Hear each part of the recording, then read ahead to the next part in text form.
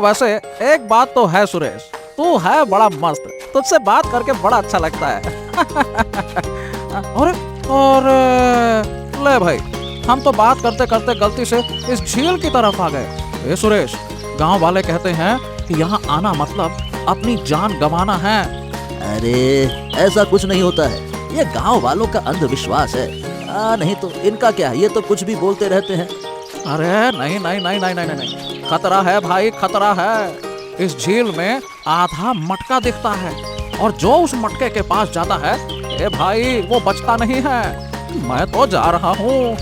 अरे तू तो एक नंबर का बुज़दिल निकला। अरे अरे रुक तो, सुन तो सही, अरे रुक तो। अरे ये ले, भाग गया डरपोक कहीं का। खैर अब मैं यहाँ तक आया हूँ तो मटका तो जरूर देखूंगा। फिर मोहन डर से वहाँ से चला जाता है और सुरेश झील के किनारे आगे बढ़ जाता है। तभी पानी के बीचों बीच उसे एक बहुत बड़ा विशाल मटका दिखाई दिया। अरे वाह वाह वाह वाह, क्या बात है, इतना बड़ा मटका। जरूर इसके अंदर बहुत सारा धन होगा, लोग बेकार ही इससे डरते हैं। आज तो मैं गांव वालों का डर मिटा दूंगा और माला माल हो जाऊंगा। सुरेश मटके की तरफ बढ़ने लगा। जैसे ही उसने मटके को छुआ, उसके शरीर में अजीब सी कंपन होने लगी और देखते ही देखते वो बूढ़ा हो गया। उसके बाल सफेद हो गए। अरे मैं तो जवान था, अचानक से ये बूढ़ा कैसे हो गया? ये क्या हो गया? तभी अचानक मटका उसे अपनी ओर खींचने लगा। अरे अरे अरे बचाओ, अरे कोई मुझको बचाओ, मैं इस मटके के अंदर जा रहा हूँ। अरे वो चीखता हुआ मटके के अंदर खिंच गया और कुछ ही पलों बाद वही मटका जो पूरा दिखाई दे रहा था फिर से पहले की तरह आधा दिखाई देने लगा। झील के किनारे फिर सन्नाटा छा गया। वही मोहन गांव की ओर लौटा। आज मेरी दूसरी पत्नी का बच्चा इस दुनिया में आने वाला है। हे भगवान, इस बार मेरी गोद सोनी मत रखना। पहली पत्नी के बच्चे बार बार मुझसे छिनते रहे, इसी दर्द से टूटकर मैंने दूसरी शादी की थी। अब और सहने की ताकत मुझ में नहीं है। मोहन परेशान होकर घर पहुंचा। घर पहुंचते ही माहौल बदला हुआ था और मेघा की आंखें सूजी हुई थी। हमारा बच्चा इस दुनिया में नहीं रहा। हाँ? नहीं नहीं नहीं नहीं नहीं नहीं नहीं नहीं, ऐसा नहीं हो सकता। मेरा बच्चा मुझे छोड़कर नहीं जा सकता। ए भगवान, मैंने कितनी मन्नतें मांगी थी, कितनी रातें जाग कर रोया था कि इस बार मेरा बच्चा जिंदा रहे, और फिर भी वो चला गया। मोहन फूट फूट कर रोने लगा। उसकी आवाज पूरे गांव में फैल गई और गांव वाले इकट्ठा हो गए। हर किसी के चेहरे पर डर है, हर आंख में वही सवाल। ये मुसीबत हमारे गांव को छोड़ेगी भी या नहीं, बताओ भला।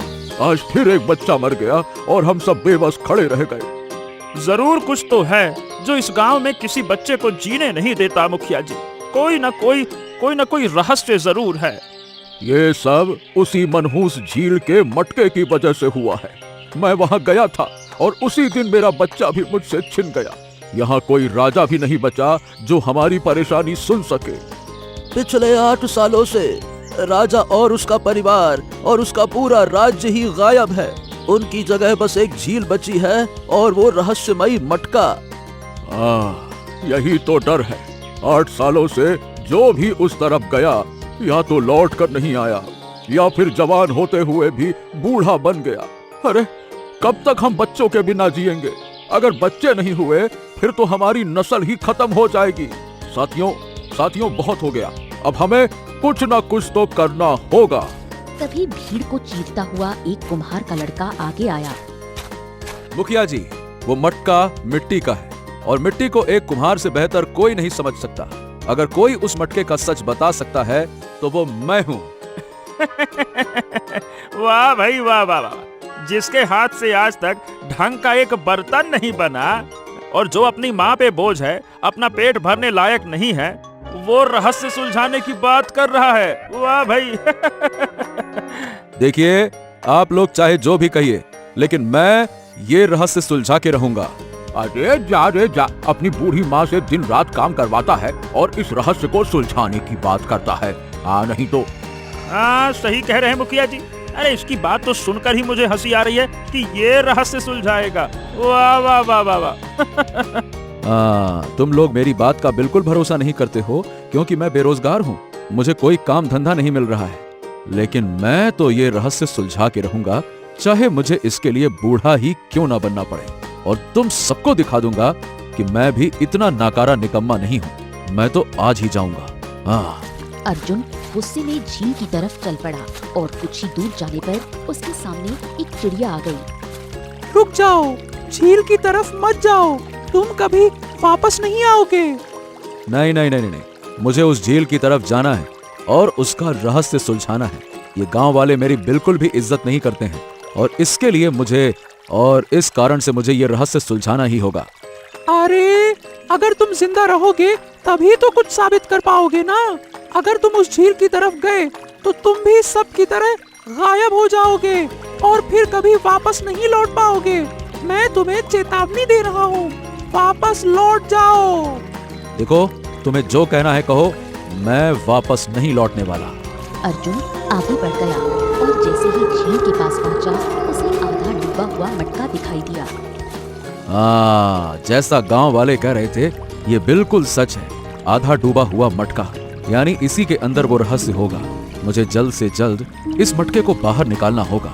जैसे ही अर्जुन मटके को हाथ लगाता है, तेज रोशनी फैल जाती है और मटका बड़ा हो जाता है। अरे बाप रे, ये क्या हो रहा है? ये तो छोटा सा मटका था, अचानक से इतना बड़ा कैसे हो गया? अरे कहीं जो सब कह रहे थे वो सच तो नहीं है?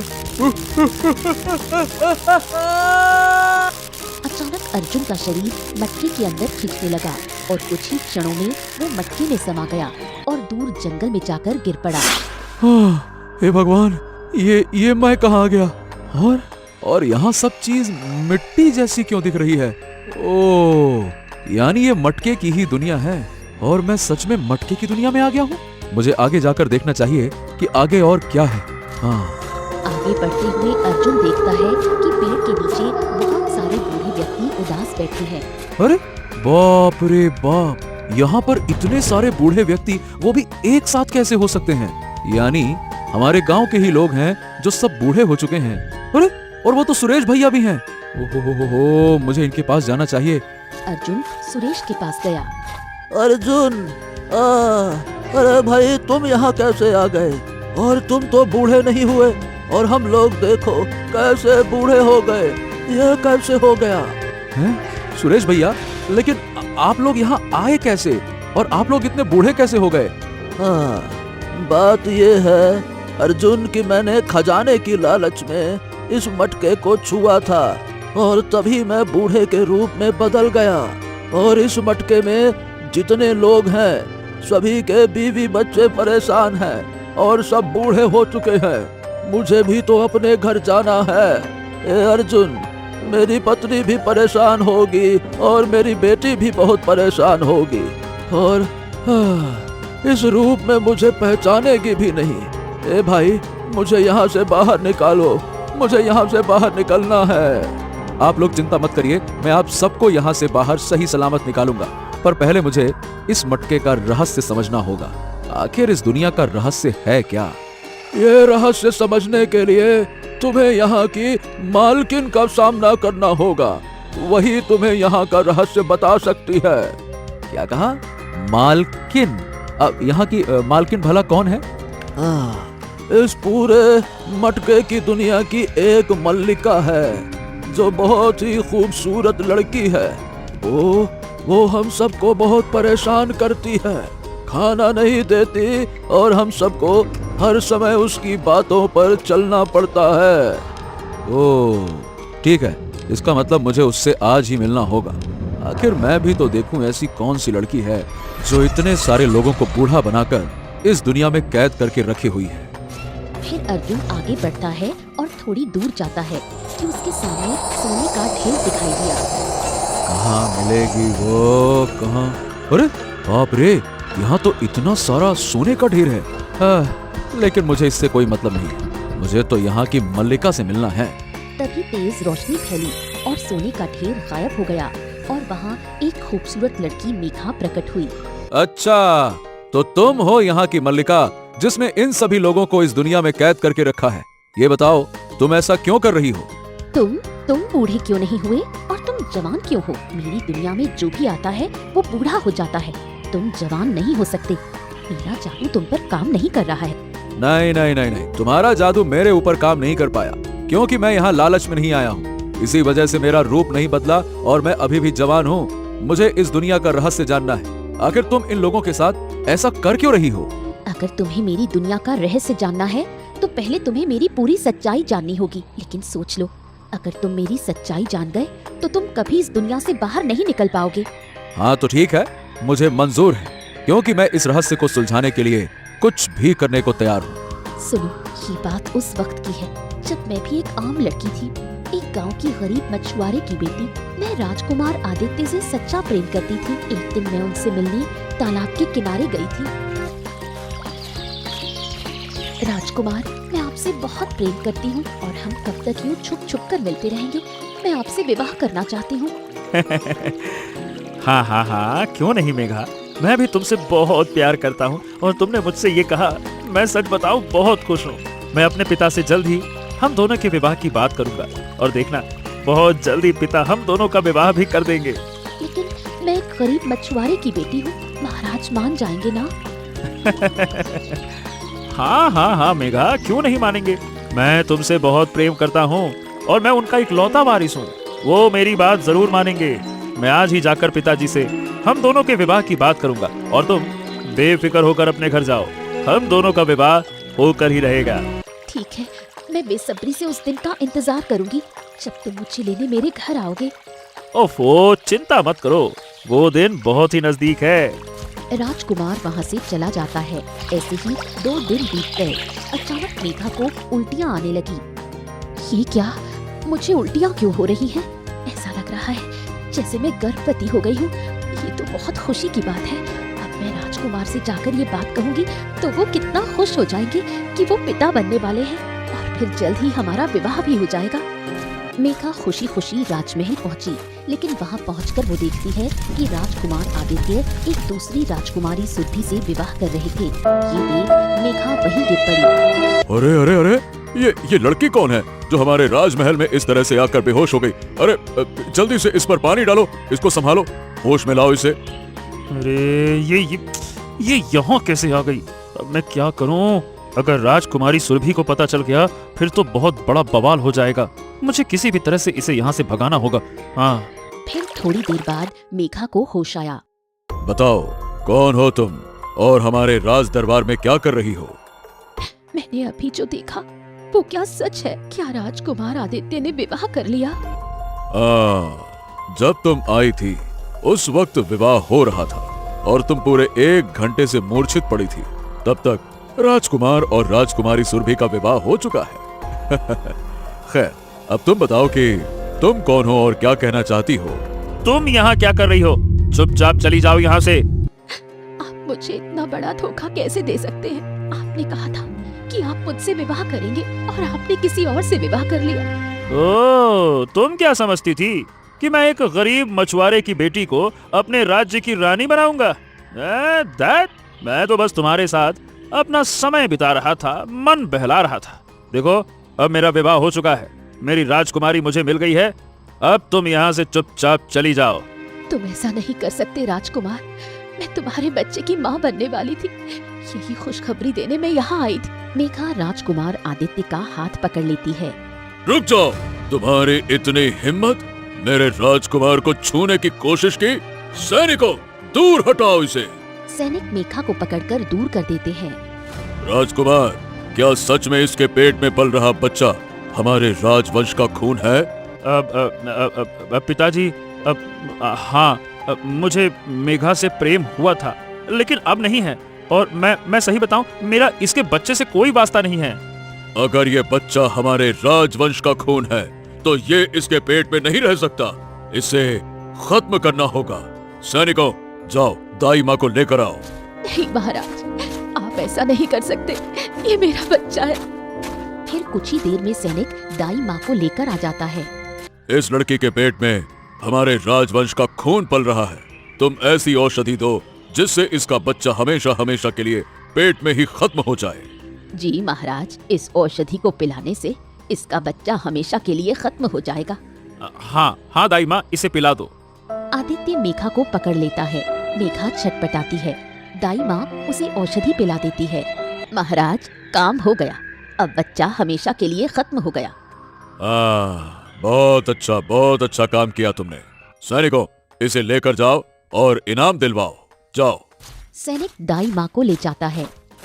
तो देखो लड़की, अब तुम्हारा बच्चा खत्म हो गया और राजकुमार भी तुमसे प्रेम नहीं करते। अब चाहो तो तुम यहाँ से जा सकती हो, लेकिन हाँ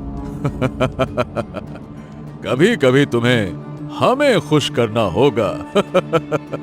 ये सुनते ही मेघा उठती है और राजा को जोरदार थप्पड़ मार देती है। तुम जैसा घटिया राजा मैंने कभी नहीं देखा। तुमने मेरे और मेरे बच्चे के साथ जो किया है, उसका परिणाम तुम दोनों को भुगतना पड़ेगा। तुम्हारी इतनी हिम्मत! सैनिकों, इसे तब तक कोड़े मारो, लाठी मारो, डंडे मारो, जब तक इसकी अकल ठिकाने न आ जाए। फिर सैनिक मेघा को बुरी तरह से मारते हैं और मारते मारते घायल कर देते हैं। बस, बहुत हो गया।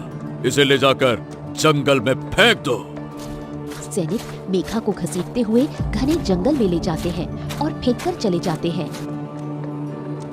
हे ऊपर वाले, ये कैसा न्याय है? क्या पैसे और ताकत के आगे किसी की ममता की कोई कीमत नहीं है? जो मेरे साथ हुआ, क्या उसका बदला मैं नहीं ले पाऊंगी? मैं बदला लिए बिना मरना नहीं चाहती। मेघा फूट फूट कर रोती है। तभी वहाँ से एक तांत्रिक गुजरता है और उसे देखकर रुक जाता है। क्या हुआ बेटी?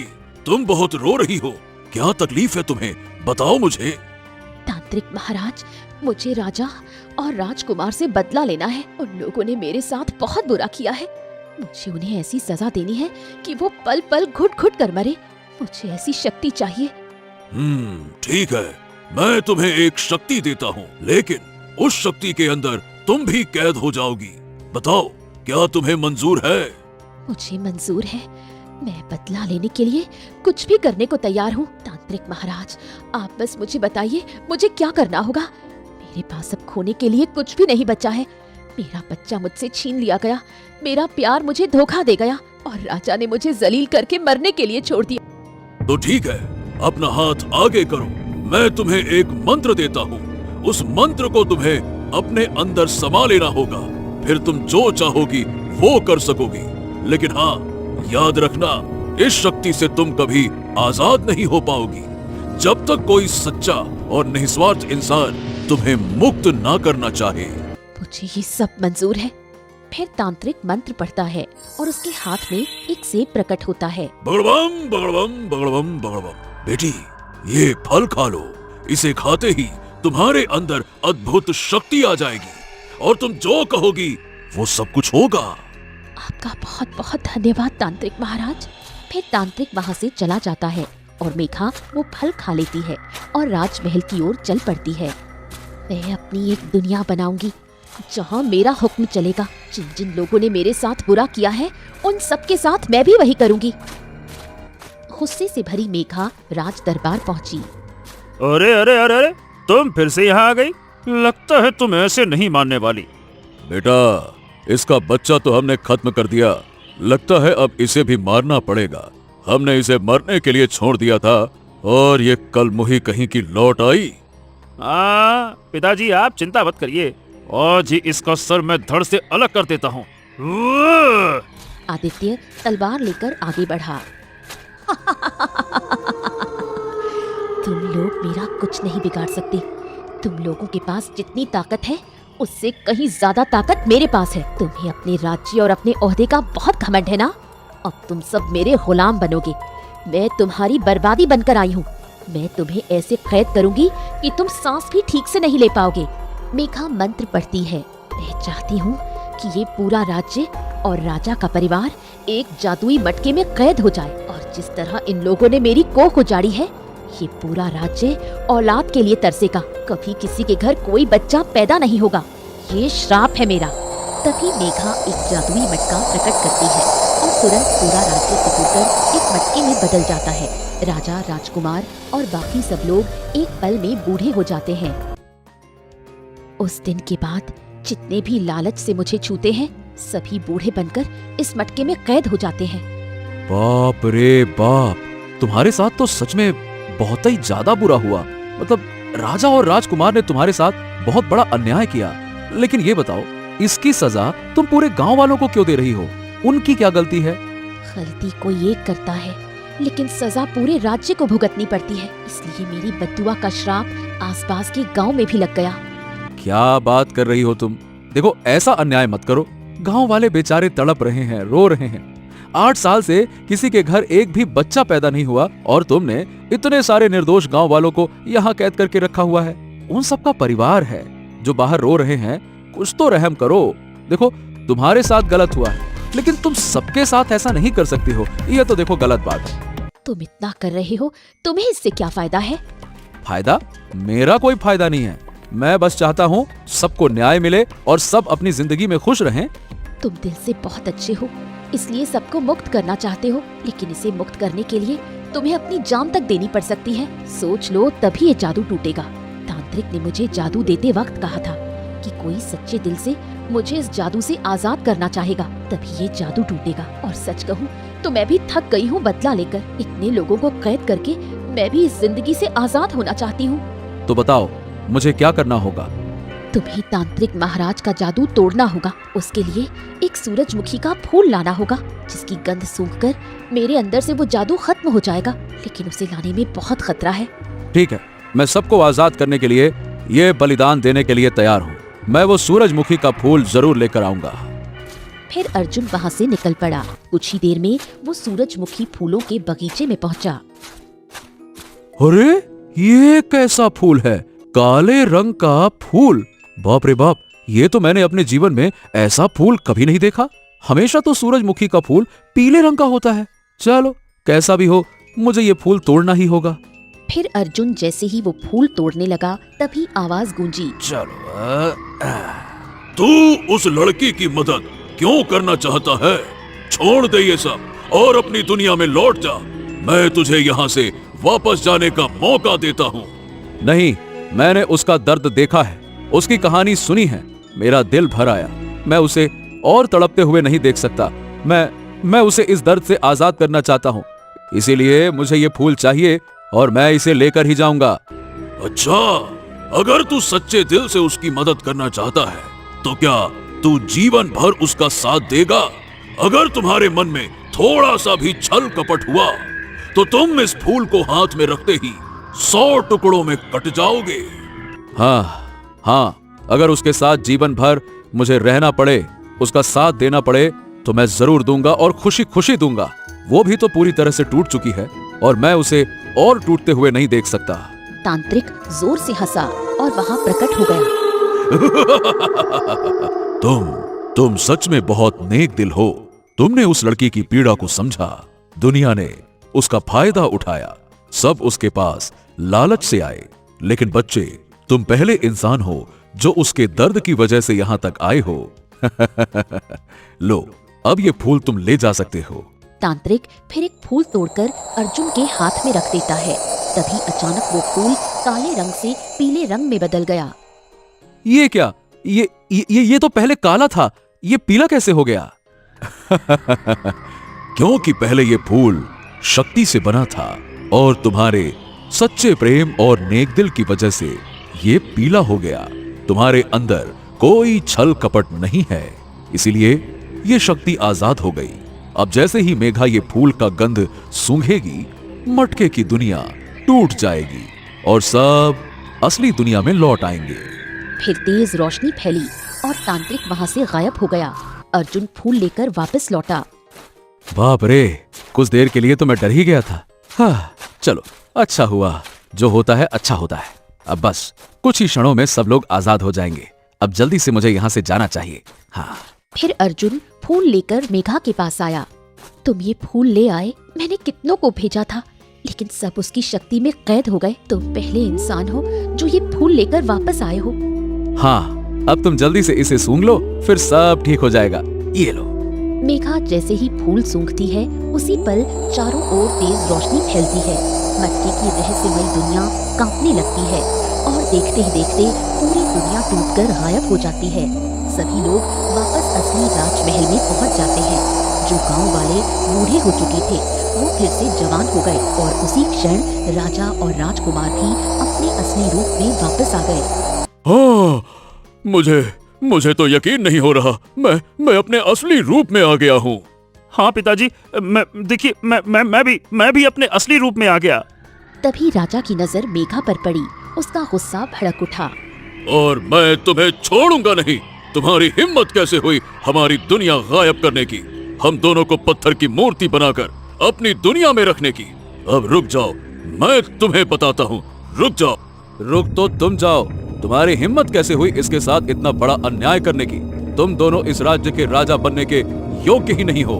हाँ, तुम बिल्कुल ठीक कह रहे हो अर्जुन। अब हम सबको राजा की सच्चाई पता चल गई है कि इस राजा और राजकुमार ने कितना अन्याय किया था इस बेचारी मेघा के साथ। तुम्हें इसकी कीमत चुकानी होगी। राजा और राजकुमार ये दोनों हमारे राजा बनने के योग्य नहीं हैं। क्यों भाइयों? सारे गांव वाले एक हाँ, साथ आवाज उठाते हैं। हाँ, सही बात है। बिल्कुल सही बात है। नहीं, तुम लोग ऐसा नहीं कर सकते। मैं एक राजा हूँ, इस राज्य का राजा हूँ मैं, राजा। तुमने जो किया था उसकी सजा तो तुम्हें मैंने अपनी दुनिया में अच्छे से दी है 8 सालों में, लेकिन तुम्हारी बाकी की सजा गांव वाले तय करेंगे। बताओ गांव वालों, इन दोनों को क्या सजा मिलनी चाहिए? इनकी वजह से तुम सभी इतने दिनों तक मटके की दुनिया में कैद रहे हो और तुम सबने भी एक कैदी की जिंदगी जी है। इन दोनों को आजीवन कारावास की सजा मिलनी चाहिए। हम सबकी यही राय है। तभी दूर से मुखिया और बाकी गांव वाले दरबार में प्रवेश करते हैं। अरे, यहाँ तो सच में इतने सारे लोग, और जो सब हमेशा के लिए गायब हो गए थे वो सब फिर से राजमहल में आ गए। वाह भाई वाह, ये तो चमत्कार हो गया। मुखिया जी, देखा आपने, मैंने कहा था ना कि मैं कर दिखाऊंगा। मैंने इस मटके का रहस्य सुलझा दिया और इस राजा और राजकुमार की वजह से हमारे गांव में इतने दिनों तक श्राप रहा और कभी एक बच्चा पैदा नहीं हुआ, सिर्फ और सिर्फ इन दोनों की वजह से। जो हमारे दादा कह रहे थे वो वाकई में सच था। यानी इस राज्य के राजा की काली करतूत की वजह से हमारे गांव में सब कुछ हो रहा था। मैंने कभी किसी को बताया नहीं, लेकिन आज सच सामने आ ही गया। मेरे हिसाब से ऐसे राजा को तो मार देना चाहिए। नहीं, ऐसा तुम ऐसा नहीं कर सकते, ये गलत बात है। मेघा हाथ उठाकर सैनिकों को आदेश देती है। सैनिकों, राजा और राजकुमार को ले जाओ और आजीवन काल कोठरी में बंद कर दो, क्योंकि ये राजा बनने योग्य नहीं। सैनिक आगे बढ़ते हैं, राजा और राजकुमार को पकड़ लेते हैं। ओ, छोड़ो हमें। हम इस राज्य के राजा हैं। हम राजा हैं। तुम लोग ये क्या कर रहे हो? छोड़ो। अब छोड़ो, मैं इस राज्य का राजकुमार हूँ, तुम लोग ऐसा नहीं कर सकते। छोड़ो। अरे चुप हो जाओ, तुम दोनों राजा और राजकुमार बनने के योग्य नहीं हो। तुम्हारी वजह से हम सभी इतने दिनों तक बूढ़े बनकर रहे और हमारे परिवार वाले 8 सालों से पागल की तरह जी रहे हैं। इसकी सजा तो तुम दोनों को मिलेगी। चल हमारे साथ, चल। फिर राजा और राजकुमार को घसीटते हुए काल कोठरी में ले जाया जाता है। तो अब इस राज्य का नया राजा चुनने का वक्त आ गया है। गांव वालों, आप सभी चुनो कि इस राज्य का राजा कौन बनेगा। इस राज्य का राजा बनने के योग्य तो अर्जुन है। अर्जुन ने इतना बड़ा रहस्य सुलझाया, इसीलिए इस राज्य का राजा अर्जुन होगा। हाँ, बिल्कुल सही बात है। अर्जुन ही इस राज्य का राजा बनने के योग्य है, क्योंकि इसी ने सभी को मुक्त कराया और ऐसे घिनौने राजा और राजकुमार को सही सजा भी मिली और हमारे गांव से ये श्राप भी गया। इसीलिए असली राजा बनने का अधिकार सिर्फ और सिर्फ अर्जुन को मिलता है। हाँ, मैं भी यही चाहती हूँ कि तुम इस राज्य के राजा बनो और जो पिछले राजा ने अन्याय किया वैसा तुम कभी मत करना और एक अच्छे राजा बनकर इस राज्य पर राज करना। अब देखिए, ठीक है, मैं इस राज्य का राजा तो बन जाऊंगा, लेकिन मैं तुम्हारे साथ इस राज्य को सही दिशा में ले जाना चाहता हूँ। मेघा, क्या तुम मेरी पत्नी बनोगी? दरबार में सन्नाटा छा गया। ये तुम क्या कह रहे हो अर्जुन? मैं एक बच्चे की माँ रह चुकी हूँ और मैं तुम्हारे साथ कैसे शादी कर सकती हूँ? ये ठीक नहीं होगा। देखो, वो तुम्हारे साथ एक धोखा था और तुम दिल की बहुत साफ हो। मुझे इस बात से कोई फर्क नहीं पड़ता कि तुम्हारे बीते जीवन में क्या हुआ। बस मैं तुम्हें अपनी पत्नी के रूप में अपनाना चाहता हूँ। अरे हाँ, ये तो बहुत खुशी की बात है मेघा। और वैसे तुम्हारे साथ पहले बहुत गलत हुआ है। हम सभी बहुत खुश होंगे अगर तुम इस राज्य की महारानी बनकर हम सबको सही रास्ता दिखाओ। और अर्जुन ने जो किया है उसके बाद तुम दोनों शादी करके एक अच्छा जीवन बिता सकते हो। हाँ, हम सब भी बहुत खुश हैं। अरे भाई, तुम दोनों शादी कर लो तो हम लोग जश्न की तैयारी करते हैं। क्यों मुखिया जी, क्यों अर्जुन? ठीक है, अगर आप लोग इतना कहते हैं तो मैं भी इससे शादी के लिए तैयार हूँ। फिर कुछ ही समय में पूरे राज्य में खुशी की लहर दौड़ गई। अर्जुन और मेघा की धूमधाम से शादी हो गई। उधर गांव में मोहन के घर खुशखबरी पहुंची। अरे ये क्या हो गया? मेरे घर में एक ही बार में 2-2 बच्चे पैदा हो गए। हे भगवान, हे भगवान, ये तो बहुत बड़ी खुशी की बात है। देखो भाई, अब हमारे गांव में भी बच्चे पैदा होने लगे हैं। हमारे गांव में फिर से सुख समृद्धि आ गई। भगवान ऐसे ही हमारे गांव को हमेशा खुश रखे। उस दिन के बाद सभी खुशी खुशी रहने लगे। प्रिय दर्शकों, अगर आपको ये कहानी अच्छी लगी हो तो वीडियो को लाइक करके कमेंट में हमें जरूर बताइए कि कहानी कैसी लगी। और ऐसे ही मनोरंजक कहानियों का आनंद लेने के लिए हमारे चैनल टूनी वर्ड्स को